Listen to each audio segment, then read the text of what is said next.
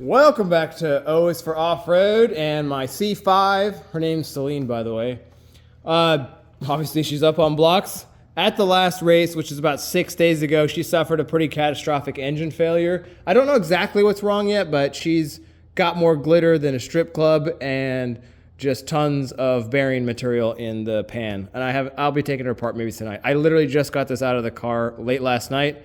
And while my last race when she blew up was 6 days ago, I've raced twice with my other car, my Audi RS5. So if you know the channel, you're probably gonna see a lot more videos of my RS5 Audi. So anyway, but this engine's toast.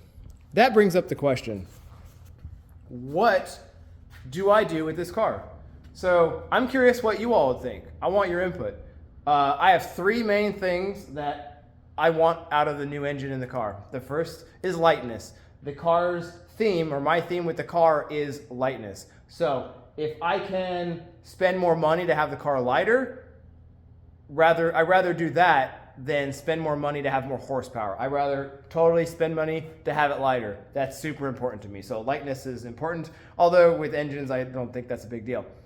The second part of that is I want to be able to rev the engine to 83 to 8,500 RPM or higher. I prefer higher, so that way I can actually set the rev limiter lower. But I do want to rev the car higher because I race a lot of tight courses, and in those tight courses, they're usually between second and third gear. And yeah, I know I could change gearing, but I'd much rather just wrap the car out in second gear all the way up to 83 or 8,500 RPMs and make up for it. So that's the second one. The third thing is dry sump. Dry sump oil system. I know you can get that on any engine, so maybe it's not that big of an ask here, but that's my third thing that I want to do. I'm looking at trying to spend like $20,000 on the engine and then $4,000 to $5,000 on the dry sump system. So that's a general ballpark on how much I plan on spending. I don't know if I'm going to have that much money, but we'll find out. I don't know. I'll figure it out. But that's my plan. Lightness, the ability to rev to 83 to 8,500 RPM, and dry sump. So I think really of those three things, the biggest thing is being able to rev it high. And I guess I do want to stay with an LS, so that's a thing. Anyway, what would you do?